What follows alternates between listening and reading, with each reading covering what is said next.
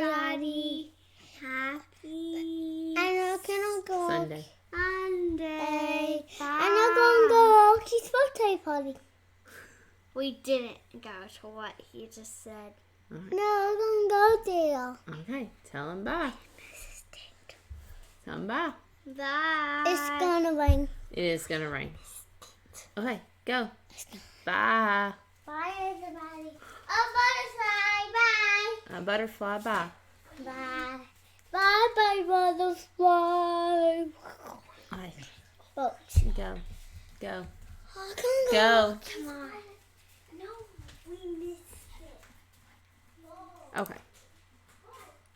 Today, we are going to talk about, we're going to continue talking about being an example. Last week, we talked about being an example as a person. So today, I want to talk about being an example in our words. And again, we've kind of touched on this before, but this is a little different take to it. So we're not going to dwell on it, but I think it's something very important, especially with all that's going on right now. Just a few months ago, we had all the rioting going on.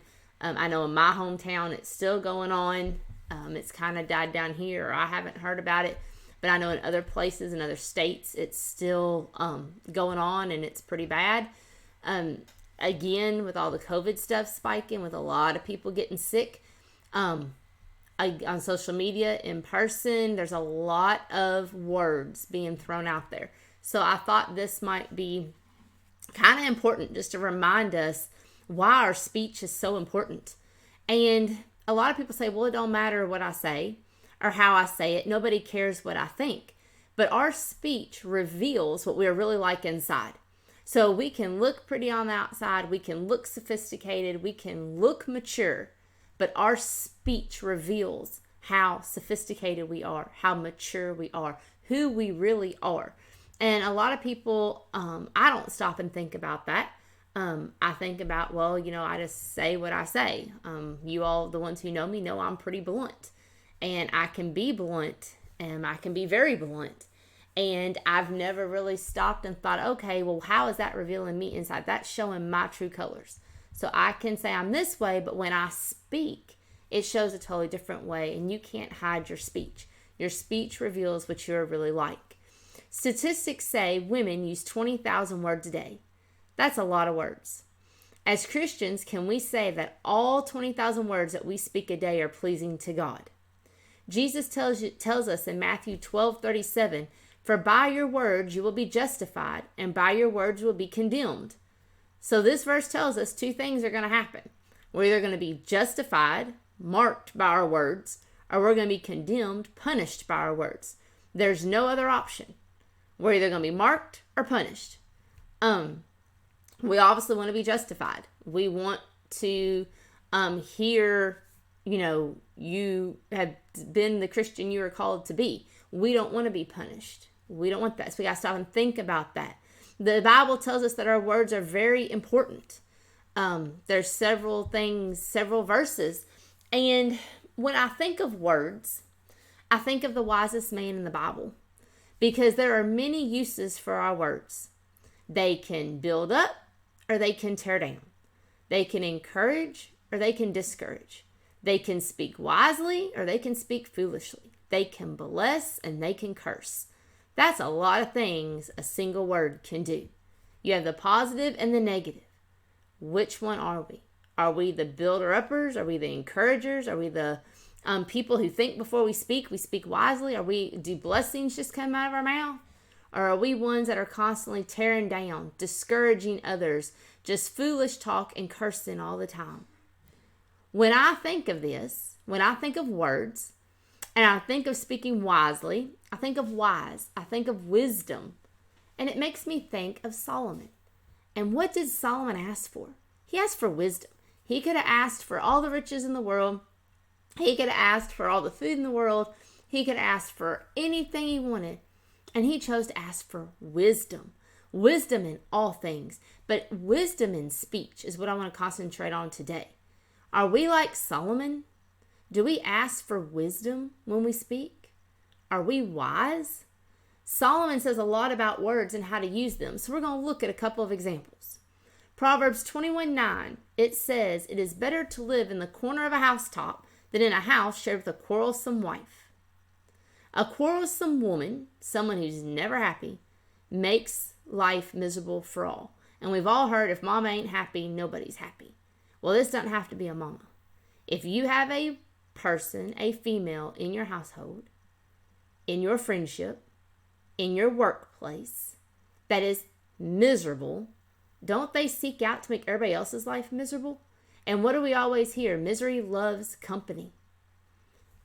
They don't just keep it to themselves. The person who's miserable makes everybody else around them miserable. Don't be that quarrelsome person. What does Solomon tell us? It's better to live in the corner of the housetop than to be with this quarrelsome person. This is not what God calls us to be. We should not be quarrelsome. Proverbs 25:11, "A word fitly spoken is like apples of gold in a setting of silver."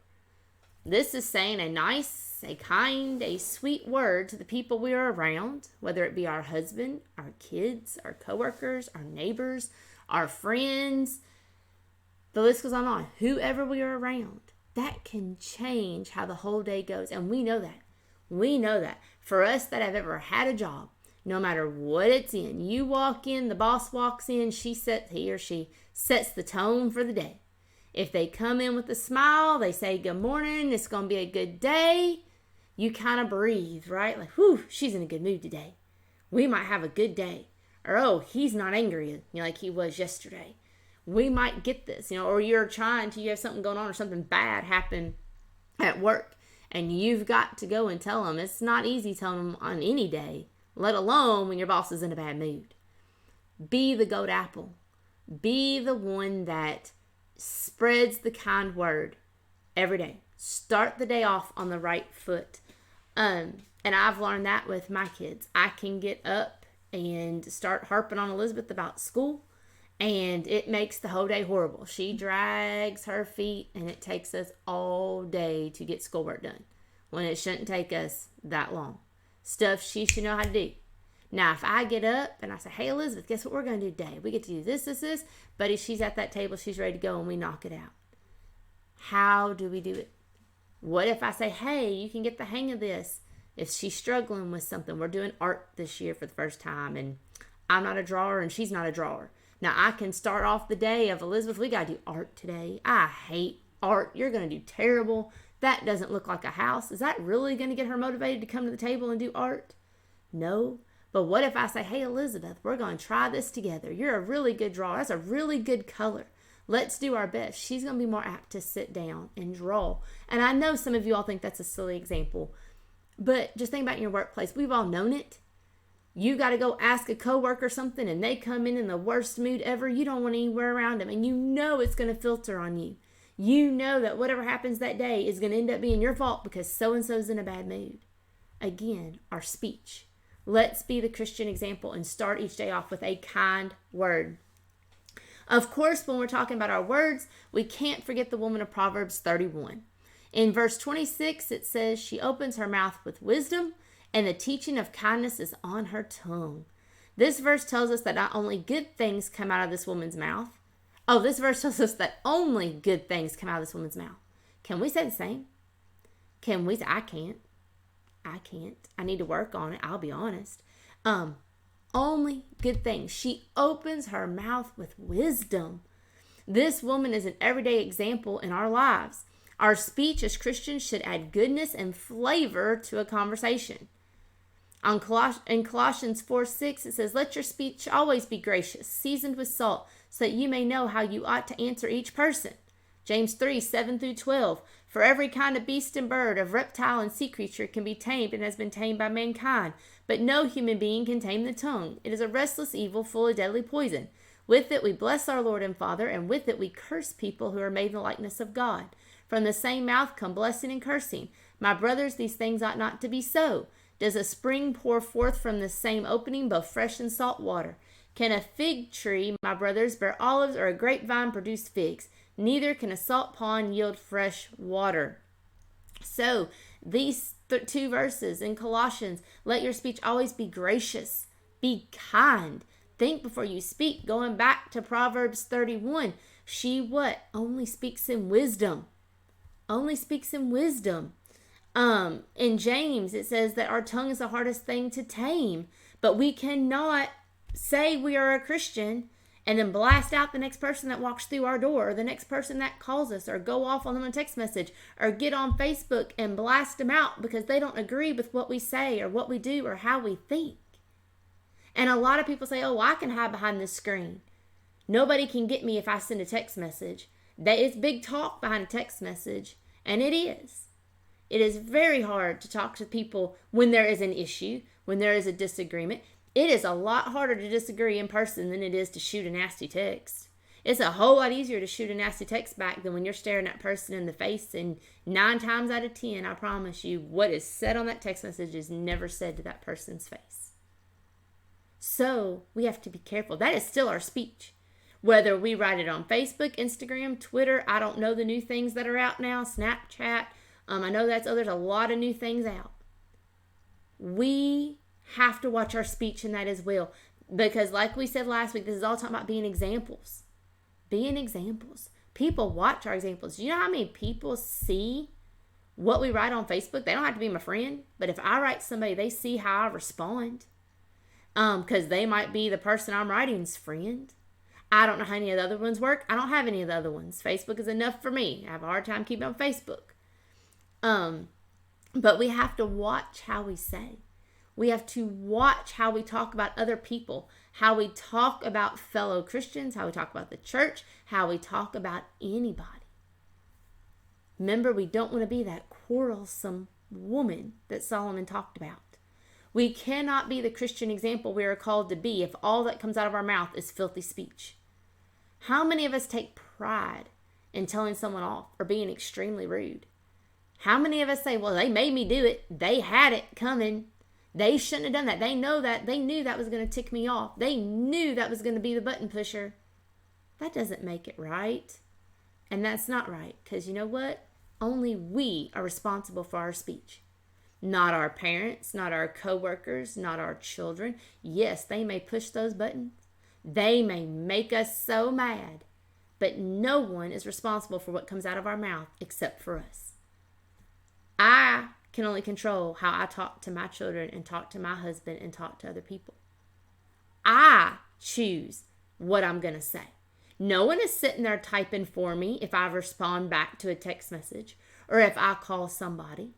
When I meet somebody face to face, nobody is telling me what to say. I don't have a script in front of me that says, okay, Paula, so-and-so is going to say this, so Paula, you have to say exactly this. No. I am responsible for what comes out of my mouth. Am I being a Christian example? What kind of example am I being in my household? A lot of people are under quarantine right now. A lot of people aren't working. They are home. What example am I being in my household with my speech? What example are we being? Are we being the Christian example that God tells us to be in our 20,000 words a day that we use? Are they pleasing to God? Or are they unpleasing to God? That's just something that I wanted to kind of say this week. Because like I said, there's a lot of ugly stuff. I don't know how to say it. Ugly stuff going around right now.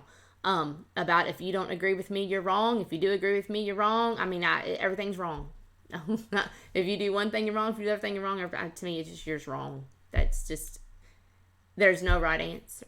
Like I said last week, it's a personal decision. So it's my decision what I write on Facebook. It's my decision how I talk.